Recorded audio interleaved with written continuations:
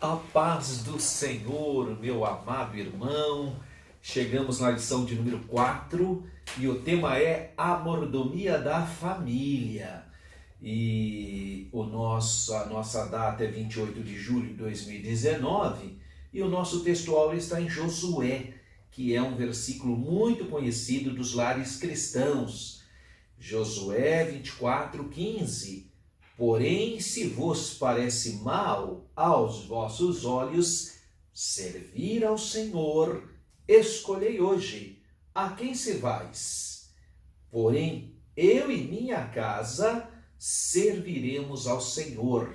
Aqui, obviamente, o textual é maior, ele vai falar aos deuses que vossos pais serviram da além do rio, em referência aos pais de Abraão, né? Mas ele deixou mais compacto o textual.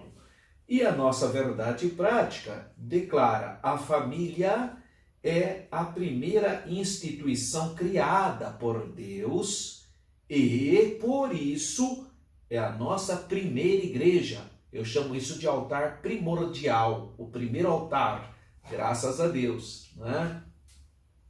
Pela qual devemos amorosamente, então, zelar pela família. Vamos pensar um pouquinho sobre esse textuário de Josué, capítulo 24, versículo 15.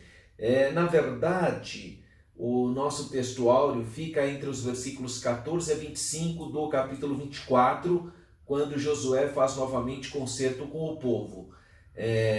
Esse é o contexto de Josué 24. E aí Josué então fala: se vocês têm alguma dificuldade em servir ao Senhor, vamos já tomar uma atitude agora, né? Se vocês querem servir as divindades pagãs dos seus pais, ele está se referindo a Tera, pai de Abraão, que vieram de Ur dos Caldeus, lá da Mesopotâmia, da região entre rios, por isso que ele fala da além do rio, ele está se referindo aos rios Tigres e Eufrates, no atual Iraque, que era a terra então onde Abraão veio, porque Abraão é arameu ou caldeu. E é interessante nós entendermos que no capítulo 24 de Josué, historicamente, nós temos que entender que já tinha ocorrido a conquista da terra. Basicamente, as tribos já estavam assentadas na terra prometida. E o povo de Israel entrou em contato, então, com a civilização cananeia. Essa era uma civilização sofisticada, considerando o período. Ela recebia grande influência da superpotência da época, que é o Egito. Então, você percebe que esse período da época de Josué existem lá no Museu de Israel ou em outros museus. Já esteve até aqui no MASP uma apresentação em contrato feito com a Universidade Hebraica de Jerusalém. Foram apresentadas peças da época do povo, quando o povo entrou na terra de Israel, e toda aquela região você vê a influência dos egípcios, com materiais, com tipos de materiais utilizados pelos egípcios, no cotidiano dos egípcios. E então a terra de Canaã foi muito influenciada pelos egípcios no sul e muito influenciada pela Caldeia no norte. Então foram as superpotências que influenciavam o que nós chamamos de corredor sírio-palestino, onde estava a terra de Canaã. E também, se havia influência tecnológica, havia também influência religiosa, ideológica. E a religião cananeia era uma religião que sempre competiu com o culto, então, ao Deus da Bíblia, né? Ao Deus Todo-Poderoso. E muitos israelitas sucumbiram, né? Não foi, infelizmente, a religião monoteísta dada por Deus no Monte Sinai, teve dificuldade de extirpar a religião cananeia. Se você ler com cuidado por que o povo de Deus foi levado ao cativo, a Bíblia diz que Deus enviou profetas, enviou seus mensageiros, mas eles ignoraram e ficaram atrás dos deuses de Canaã. Qual era o universo, a cosmovisão do cananeu? Para o cananeu, você sabe que a região de Canaã, o corredor sírio-palestino, é uma região também desértica, né, que tem escassas chuvas. Mas na cosmovisão dos cananeus, a chuva que caía, quando no período de chuva, era o sêmen do deus Baal que estava fertilizando a deusa mãe terra. Por isso que nasciam os produtos e a riqueza da terra. Era então uma cosmovisão ligada à natureza, ao misticismo, né? Ao animismo. E Baal então era basicamente o marido, o senhor daqueles povos. E Josué enfrentou esse problema e chegou uma hora então que ele fala: se vos parece mal aos vossos olhos servir ao Senhor, faça a sua decisão hoje. Quem que vocês querem escolher? Agora, eu e a minha casa, isso é importante. Porque ele toma uma postura de sacerdote do lar dele. Tá bom, vocês querem tomar as atitudes erradas, querem ir atrás dos deuses que serviam os seus pais, nos cultos balíticos, vai. Mas eu e a minha casa, então a minha família, então ele tinha essa convicção que a família dele realmente tinha um compromisso com Deus. Então é um texto áureo muito relevante e é por isso que se usa muito nos lares cristãos essa frase, né? Porém, eu e minha casa serviremos ao Senhor. Então você encontra lá, eu e minha casa serviremos ao Senhor. Essa foi a fala de Josué e profissão de fé dele, né? Nós vamos servir ao Senhor. Eu e minha casa temos um compromisso em servir ao Senhor. É a resposta dada, então, por Josué ao povo, que foi questionado, e o povo entendeu que devia também servir ao Senhor. E isso é muito importante, que a resposta, a colocação, a confissão de Josué impactou o povo, ao ponto do povo também ter essa resposta, aceitando a exortação de Josué e realmente acolhendo então a mesma postura da família dele. Infelizmente, com o tempo, esse povo foi se desviando, como eu disse, até no final lá da monarquia, ele ser levado cativo, e o motivo foi esse, foi, infelizmente, a apostasia, o abandono ao culto verdadeiro. É isso que levou o povo de Israel a ser, então, punido e ser, por causa da sua desobediência, ser levado cativo, primeiramente pelos assírios, em 722 a.C., por Sargão II, que levou as 10 tribos do norte, destruiu o reino do norte, capital Samaria, e posteriormente, basicamente 100 anos depois, no ano 586, 587 a.C., Nabucodonosor, rei da Babilônia, leva o reino de Judá, Jerusalém, destrói Jerusalém, levando os judeus cativos para a Babilônia. Os objetivos específicos, então, dessa lição: destacar a família no plano de Deus, porque a família é um projeto de Deus. 2, explicar, então, a administração da família, a mordomia da família. E 3, radiografar a família cristã que está sob o ataque, entender quais são esses elementos que atacam a família. Nós temos um ponto central: a família é a primeira instituição criada por Deus, é a primeira instituição, é o primeiro altar, é o primeiro local de culto. E nós temos uma introdução, o primeiro subtópico, a família no plano de Deus. E aí a gente tem que falar então primeiramente da instituição do casamento, que Deus criou Adão e depois criou a mulher e fez o primeiro casamento. Você lê no capítulo 19, versículos 4 e 5 de Mateus e vê também em Gênesis 2, 24. Não tendes lido que no princípio o Criador os fez macho e fêmea? Isso significa o quê? Que Deus criou a heterossexualidade, ou seja, um macho e uma fêmea. E disse: portanto, deixará o homem pai e mãe e unir-se à sua mulher. É a monogamia, um homem e uma mulher, monogâmico. E serão os dois uma só carne. Então isso aqui é a passagem que o Senhor Jesus fala. Então, em outras palavras, Jesus cita o livro de Gênesis. O Senhor Jesus tem a criação do homem, Adão e Eva, como sendo fatos históricos. Tanto é que ele cita em Mateus 19, ele cita exatamente a passagem de Gênesis 2, 24. Então aí você começa a ver a importância do livro de Gênesis, que é o alicerce da Bíblia, e a importância então do fato histórico de Deus ter criado Adão e Eva, ao ponto do Senhor Jesus dizer aqui, não tendes lido no princípio que o Criador fez o macho e a fêmea. E disse, portanto, deixará o homem pai e mãe e se unirá à sua mulher e serão ambos uma só carne. Quem falou isso é lá no livro de Gênesis, no capítulo 2. Então é muito importante você compreender a clareza da origem da instituição chamada casamento. 2. A origem da família. Bom, o livro de Gênesis então relata que no capítulo 1, versículo 28, e Deus abençoou, e Deus lhes disse, frutificai, multiplicai-vos e enchei a terra. Então, a instituição do casamento foi abençoada por Deus, foi Deus que criou esse projeto. Então ele fala, deixará o homem, seu pai e sua mãe, e unir-se à sua mulher, e serão ambos uma só carne. É interessante nós observarmos que no primeiro capítulo de Gênesis, nos 31 versículos, você encontra 7 vezes a expressão e viu Deus que era bom.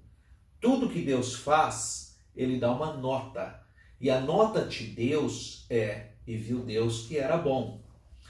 Abruptamente, no capítulo 2, versículo 18, aparece o primeiro não divino, a primeira negativa de Deus. Não é bom. E o que não é bom?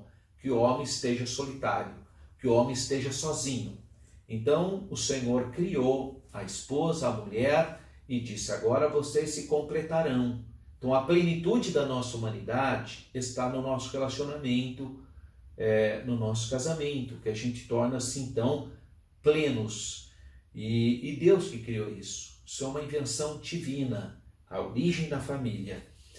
O resuminho então desse primeiro tópico diz, Deus estabeleceu o casamento e consequentemente a família. Então ele criou o primeiro homem, ele criou a primeira mulher, ele unificou os dois e abençoou. Essa é uma instituição então criada do coração de Deus e abençoada por Deus. Por isso que a gente chama casamento no hebraico de Kadushim, vem de Kadosh, santidade. Há um subsídio didático-pedagógico, aqui tirado do livro do Estevão Ângelo Souza, que é E Fez Deus a Família, o padrão divino para um lar feliz. É um livro da CPAD. E vem o tópico 2, a administração da família, ou a mordomia da família. Então, os princípios que regem o casamento cristão. O manual é a Bíblia Sagrada. Então nós temos a Bíblia Sagrada como manual, porque nela nós encontramos os princípios universais e atemporais para o relacionamento conjugal, para o casamento, para o matrimônio. Então 1.1, o princípio da monogamia. Nós vamos apresentar então agora os dois princípios, monogamia e heterossexualidade. Bom, a Bíblia então diz claramente que Deus criou então um casal e abençoou. Ele não criou várias mulheres para Adão e também não criou vários homens para Eva. Não, criou um homem e uma mulher. E disse, serão ambos, esse homem e essa mulher, uma só carne. Essa unidade conjugal que gera a ideia de uma só carne, que é o mistério da unidade plural, porque isso nós não temos na língua portuguesa, para nós um é singular, 2 plural. 2 são 2 para nós, um singular. Não existe unidade plural. Mas na matemática divina, os dois serão um. Veja que a pluralidade gera uma unidade singular. Essa ideia nós chamamos de unidade plural, porque é um, mas são duas pessoas. Tornarão uma só carne, mas estou falando de duas almas. E é importante, quando eu falo de alma, que muitos casais não se deram conta ainda que o relacionamento conjugal, a atividade conjugal, ela é muito profunda. Por que nós apoiamos a sexualidade sadia apenas no casamento? Porque não se trata apenas de um relacionamento carnal. Todo relacionamento conjugal, ali há a unificação do corpo, da alma e do espírito. Então é uma ligação plena, então é uma colagem plena. Por isso que muita gente, que quando quebra a unidade do casamento e tem qualquer outra experiência, começa a ter sérios problemas de alma, porque no relacionamento conjugal também está envolvido a alma dos indivíduos. Por isso que as pessoas precisam ter mais discernimento no relacionamento. Não se trata apenas de um relacionamento corporal, é transcendente. Ali, como Deus fala, ali se transforma em uma só, né? E serão ambos uma só carne, né? Então ali é uma transformação transcendente no relacionamento conjugal. Por isso que nós apoiamos o casamento apenas no relacionamento conjugal e jamais fora dele, porque nós sabemos as implicações de alma que tem nisso tudo. Então, o princípio da monogamia, um homem e uma mulher, é o casamento monogâmico. Essa prerrogativa foi o cristianismo, basicamente, que implementou para a humanidade. Porque na época do Senhor Jesus, a poligamia estava presente em Israel. Deus nunca apoiou a poligamia, mas permitiu. Então essa permissão, essa vontade permissiva fez com que o homem então se aprofundasse nessa regra. E você vê, inclusive, grandes personagens da Bíblia envolvidos com isso e com consequências nefastas.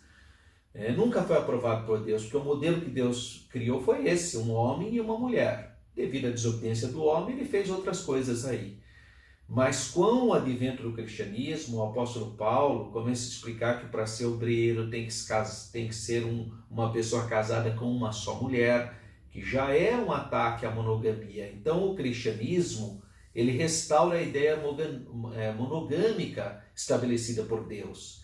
E essa fé vai influenciar outras confissões de fé, vai influenciar o judaísmo que era poligâmico vai deixar de ser polígamo e vai tornar-se também monogâmico. E hoje também influencia nações muçulmanas, porque o Islã permite a poligamia, mas essa influência cristã tem também levado muitos muçulmanos a adotarem a monogamia como regra.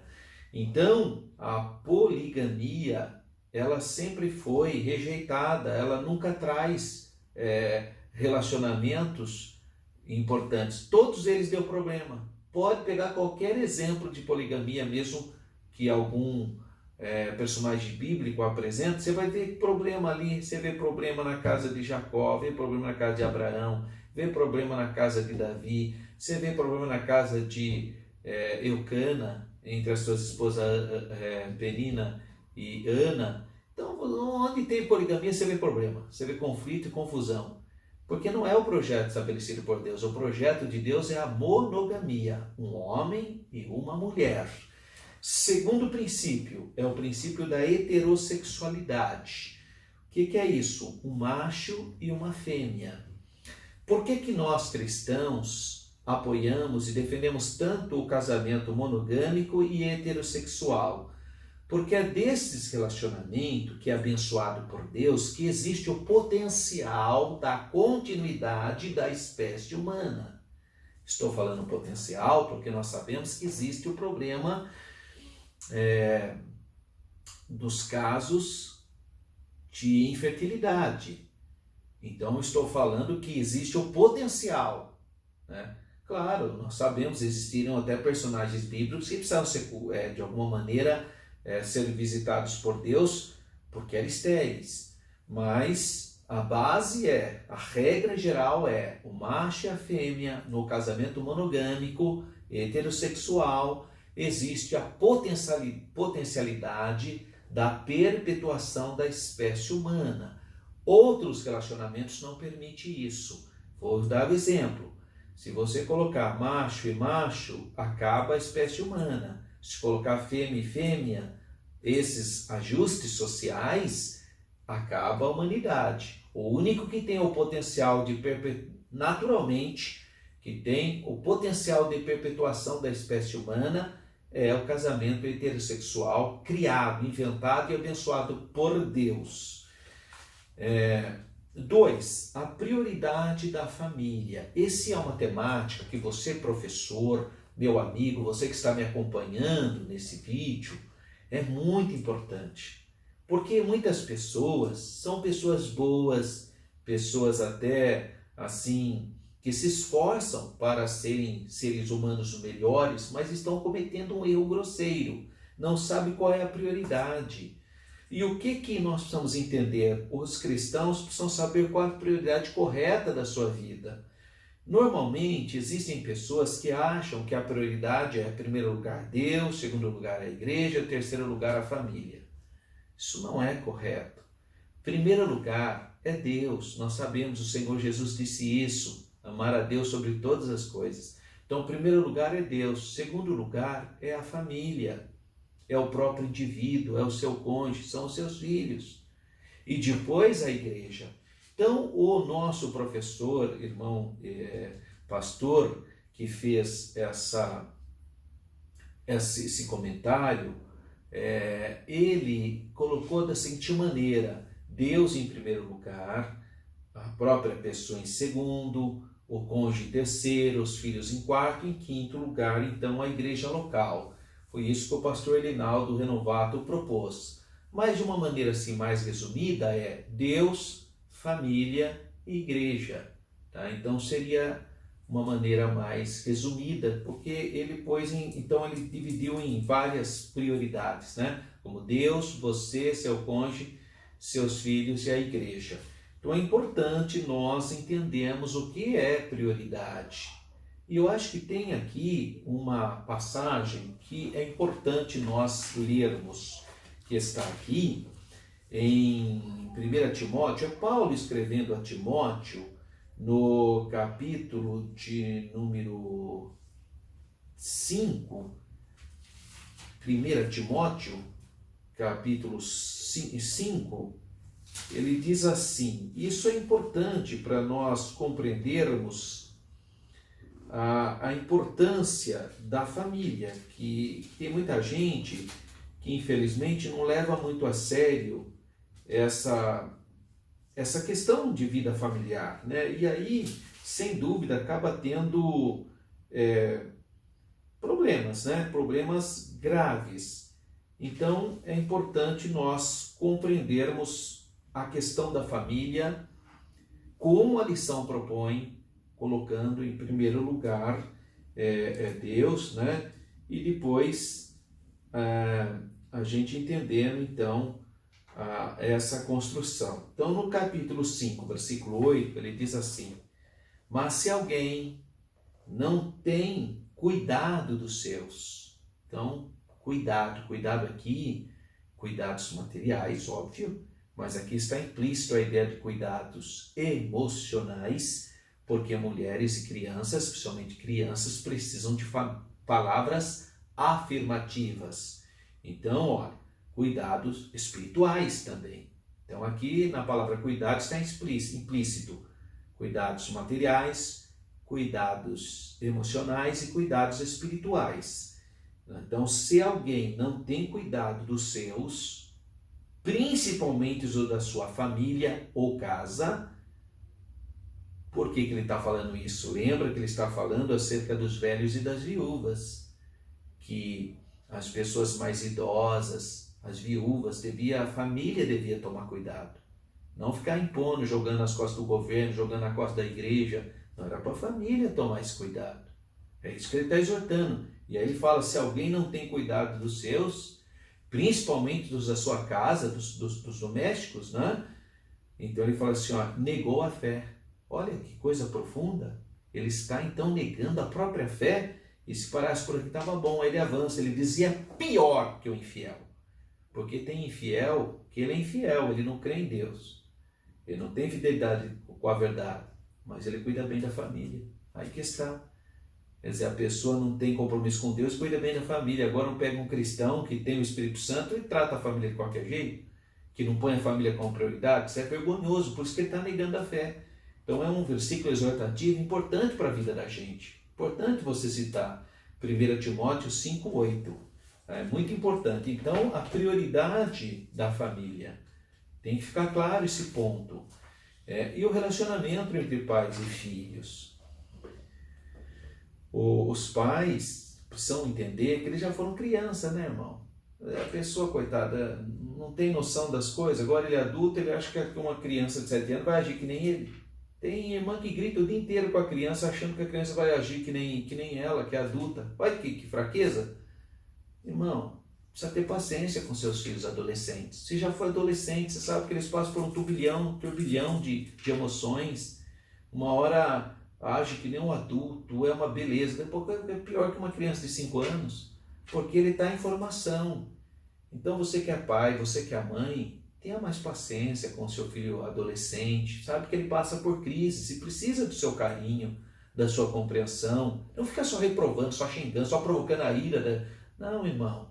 Peça para Deus o dom do discernimento. Peça para o Senhor Jesus te dar uma palavra de amor para o seu filho adolescente, para o seu filho que está jovenzinho. Precisa ser abençoado, precisa receber oração da sua parte, precisa receber palavras alternativas. Deixa eu te contar uma coisa. Se você não tiver nada de bom para falar para o seu filho, não se iluda. Os traficantes lá do bairro têm, viu? Tá? Eles vão falar, você é um menino bom, você é esperto, você vai ficar mexendo com o ego dele. Então abra o olho, irmã, abra o olho, meu irmão, elogia a sua filha, abraça a sua filha, fala que ela é a princesinha sua, que são crianças desejadas, é herança do Senhor. Põe as suas mãos, abraça, beija os seus filhos, cuida deles, não deixa ninguém tomar a herança do Senhor, tá? Então, cuida bem dos seus filhinhos, o relacionamento dos pais com os filhos. Nós precisamos criar. Irmão, se perdeu devido a uma série de conflitos. Reconquista isso, ora, busca Deus. Use de palavras mansas, de palavras de amor. Não é só ficar exortando. Tem um momento para exortar, né? Então, é importante criá-los na doutrina e na demonstração do Senhor, como diz Efésios 6,4. Mas nós temos que ter o zelo espiritual pelos nossos filhinhos e ministrar a bênção. E a melhor coisa é o exemplo, irmão. Não adianta ficar só falando, você tem que dar exemplo, né? Seus filhos têm que ver em você o exemplo. E a síntese do tópico 2 diz: os princípios que regem o casamento cristão são da monogamia e da heterossexualidade. Há um subsídio doutrinário de um livro muito importante. Eu tive o privilégio de ser uma das pessoas que ajudei a datilografar esse livro. Na época era datilografia ainda, né? Hoje é tudo informatizado. Mas eu tive a oportunidade de trabalhar com esse livro do pastor Ezequias. Eu fui co-pastor em Jundiaí e eu conheço muito bem esse livro, chama Casamento, Divórcio e Sexo à Luz da Bíblia. Esse é o nome novo dele. Antigamente ele tinha um outro nome, era O Divórcio à Luz da Bíblia. Foi uma das primeiras obras da CPAD sobre esse tema. Um livro muito rico, muito bom. Eu sugestiono para você, para que as pessoas entendam esse tema. Principalmente você que é professor, você precisa ter esse livro, né? E 3, a família cristã sob ataque. Esse último tema ele é muito importante, porque nós precisamos saber quais são os nossos adversários, aonde que está sendo os ataques, para você poder ter uma estratégia de resistência a isso. Primeiro são o ataque do Estado materialista. Hoje nós vivemos num Estado materialista, seja de direita ou de esquerda, viu, irmão? Porque às vezes o irmão fica achando que a direita... Não adianta, o mundo é mundo. Então a gente percebe muitos políticos de direita que defendem coisas liberalizantes, e tem muitos políticos de esquerda também assim, porque eles são materialistas, né, de uma maneira geral. E nós temos que ter discernimento, irmão. Precisa ter discernimento. Então o que a gente tem observado? Muitos governantes tornam-se, na verdade, agentes de Satanás para impor ideologias sobre os nossos filhos, que muitas crianças estudam em escolas públicas, outros estudam em escolas privadas, mas também que têm uma orientação pecaminosa, que incentivam as crianças a práticas erradas. Você pega uma escola de inglês hoje, tem a tal do dia 31 de outubro, eles vão comemorar o Halloween, mas nós que somos crentes, nós temos que comemorar o quê? O dia da Reforma Protestante, que é dia 31 de outubro. Então você precisa ter esse discernimento, acompanhar os seus filhos. Agora, o pai não acompanha o filho, não está nem aí, não sabe que matéria que é. Né? Não pode ser assim, irmão. Lembra, os seus filhos são herança do Senhor. Dá uma olhadinha. Todo dia que a minha menininha chega da escola, eu falo para ela: meu bem, o que você aprendeu na escola? Ela me passa o relatório. Eu ouço: querido, que bom, incentivo. Então eu estou sabendo. Agora tem gente que não pergunta nada. Ele vai achar que não é importante. Porque você não pergunta, você não se interessa, você não olha o caderninho, você não fala nada. Então não tem importância nenhuma. Então é importante você entender que as crianças precisam dessas palavras afirmativas. 2. O ataque da famigerada ideologia de gênero. Hoje, graças a Deus, mudou o governo do Brasil e esse governo ele é conservador. Mas a democracia, irmão, um dia tem um conservador, outro dia tem um liberal. Você sabe como que é a democracia. Então nós temos como igreja preparar os nossos filhos. Infelizmente, em outro momento, eram governos inspirados na esquerda, no espírito da esquerda, e que apoiavam aquela Simone Beauvoir e outros ideólogos feministas, e que partiam do seguinte princípio, que criaram basicamente a ideologia de gênero. Qual é o princípio deles? Que ninguém nasce homem, ninguém nasce mulher. Que com o tempo e com o meio ambiente, a pessoa, quando fica adulta, ela decide o que ela quer ser. Isso aí, irmão, é de gente completamente desajustada socialmente. Eles se dizem ser psicólogo, tanta coisa. Gente que não tem noção da realidade. Não funciona assim. As pessoas nascem com o sexo definido. Isso aí, irmão, é ciência, meu Deus do céu. Isso já foi provado. Homem nasce homem, mulher nasce mulher. Pode existir algum tipo de exceção? Bom, toda regra tem exceção. Mas a natureza é sábia. Homem nasce homem com seus órgãos masculinos, mulher nasce mulher. Há um documentário de uma televisão norueguesa que fez uma pesquisa profunda sobre essa questão de gênero. Você pode pesquisar na internet. Eles desconstroem essa falaciosa teoria de gêneros, achando que se uma menininha fosse criada igual um menininho, quando eles ficarem grandes ia ter mais mulheres engenheiro, não adiantou nada. Tá? Por mais que eles criassem com essa percepção, na fase adulta, a mulher ia trabalhar com questões mais humanas, como enfermagem, professora, que precisa mais dessa percepção feminina, e homens iam trabalhar com pedra, com engenharia, com raciocínio. É diferente, irmão. E a pessoa fica forçando a barra, é da natureza, né? Não adianta ficar forçando a barra. E aí inventaram esse negócio de gênero, querendo pôr nas criancinhas nossas, sabe? Uma fraqueza ideológica, querendo transformar a sociedade. Isso não é transformação. As pessoas, irmão, precisam tomar cuidado, porque isso é natural do ser humano. É só porque ele pensa de uma maneira, ele quer impor nos outros. Ele não respeita a maioria. Ele fala muito de Deus. O que é democracia? Não é 50+1? É 50+1. Então, se a maioria é heterossexual, então não tem que ficar querendo impor a homossexualidade para essa maioria. Não tem sentido isso. Claro que as pessoas devem ser respeitadas, nós respeitamos todas as pessoas, cada pessoa tem as suas decisões, elas são livres para tomar essas decisões. Agora, o que não dá é que um grupo minoritário tenta impor a sua ideologia sobre um grupo majoritário. Aí fica forçando a barra, sabe? Criando conflito. Não tem sentido isso. Então, a palavra de Deus é clara, nós defendemos a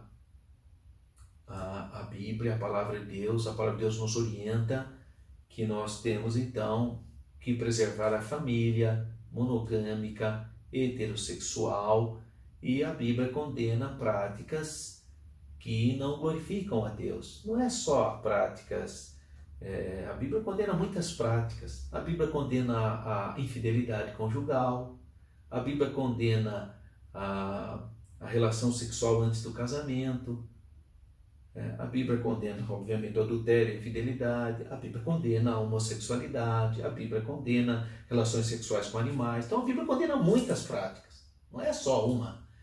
E nós cristãos, então, ficamos com a palavra de Deus, com o que a palavra de Deus nos ensina. E se a Bíblia fala que aquilo é pecado, nós nos apartamos do pecado. E tem gente que quer trazer isso como uma prática lícita dentro da igreja. Isso não existe, irmão. Esses movimentos que é apelidado de igreja, igreja inclusiva, isso não existe. É uma invenção do mundo para para tentar acalmar o problema do espírito humano. Mas isso não existe, isso aí não tem fundamento na Bíblia. A Bíblia é clara, essas práticas são pecaminosas e não é porque a pessoa é adúltera que ela não vai ser respeitada como cidadã. Não é porque a pessoa tem relações sexuais antes do casamento que ela não será respeitada como cidadã. Não é porque a pessoa é homossexual que ela não será respeitada como cidadã. Nós sabemos separar o que é cidadania. Agora, não é isso, a cidadania não é superior à palavra de Deus. A palavra de Deus diz que essas práticas são pecaminosas e nós cristãos classificamos essas práticas, ou seja, infidelidade, sexo antes do casamento, homossexualidade e outros tipos de atividades sexuais, nós classificamos como ilícitas, impuras, e os tais que praticam tais coisas não herdarão o reino de Deus. Então, é o que a Bíblia diz. Agora, eu não vou ficar impondo a nossa crença para ninguém, nós vamos pregar a palavra de Deus, porque nós cremos que a palavra de Deus, o Espírito Santo, é que converte as pessoas. Não é? Então, nós temos sim que tomar uma posição bíblica e condenar o que é pecado, né? Vamos condenar o pecado, a prática. Nós não condenamos as pessoas, porque as pessoas tomam as decisões que quiserem, mas nós condenamos práticas pecaminosas. E 3, um ataque ao Deus e à ciência. Ao ensinar, então, que ninguém nasce homem, ninguém nasce mulher, eles acabaram atacando. Até a teoria da evolução, que nós somos contra, porque nós somos criacionistas, até a teoria da evolução é contra a ideologia de gênero. Por quê? Por que a teoria da evolução, que nós somos radicalmente contra, por que ela também ataca a ideologia de gênero? Porque, irmão, o princípio da teoria da evolução é que a mulher evoluiu para ser a matriz, para ser a gestora, para ser aquela que gera, para que tenha gestação. E o homem também evoluiu para ser esse caçador, essa coisa, segundo a teoria da evolução. Então não tem a menor possibilidade de aceitar a ideologia de gênero. Então até as pessoas que acreditam na evolução têm um problema com a teoria de gênero, né? Nesse sentido. Na verdade, Deus criou sabiamente homem e mulher. Isso é o que Deus estabeleceu. E nós cremos na palavra de Deus. Então, resumindo dessa última parte, a família está sob ataque. Ataque mesmo do Estado materialista e da ideologia de gênero. Mas nós cristãos temos a Bíblia e ficamos com a palavra de Deus. E amorosamente iremos proclamar a palavra de Deus. Nós não queremos criar conflito com ninguém, não desrespeitamos ninguém. Se a pessoa quer permanecer na prática do pecado, é a escolha dela. Quem crer e for batizado será salvo. Se a pessoa não quer crer, então fica para lá, não tem problema. Então nós não vamos, em hipótese alguma, desrespeitar ninguém, mas também não aceitaremos ser desrespeitados. Nós cremos na palavra de Deus e a Bíblia condena algumas práticas chamadas de práticas sexuais ilícitas. São muitas, eu vou repetir. Todo tipo de imoralidade, sexualidade ilícita, como adultério, ou seja, infidelidade conjugal, fornicação, homossexualismo e outras práticas sexuais a Bíblia condena. E nós, de acordo com a palavra de Deus, continuaremos também tendo a mesma postura. Há aqui, então, um subsídio da vida cristã muito bonito que fala como que eu posso influenciar a sociedade. E as considerações finais. Só há uma maneira de preservar a família da destruição espiritual e moral nos tempos atuais. Bíblia. Ler mais a Bíblia, colocar a Bíblia como referência cada vez mais. Noé salvou a sua família da destruição, porque ouviu a voz de Deus. Josué, a sua família também preservou, porque eu e minha casa serviremos ao Senhor. Restaura o culto doméstico na sua casa, começa a ler mais a Bíblia e orar. Sua família vai ser abençoada, fortalecida e protegida das teologias desse mundo. Que Deus continue abençoando a sua vida. Todo sábado, às 16 horas, nós estamos ali na Igreja Assembleia de Deus, Campinas, Rua Pastor Cícero Carnuto de Lima, número 160, trabalhando com aula de formação para professores e tirando as eventuais dúvidas e você é o nosso convidado. Bom, estamos aqui ainda no dia 28 de julho e você pode participar ainda da nossa viagem para Israel. Se você tem recursos e quer fazer essa viagem com o grupo, com o meu grupo, o grupo do professor Alberto, é só você entrar em contato no telefone de número 019 3241 2424 ou 019 98372 1193. Os números estão aí. Você pode entrar no meu site, que tem o roteiro da viagem, www.professoralberto.com.br. Fique na paz do Senhor.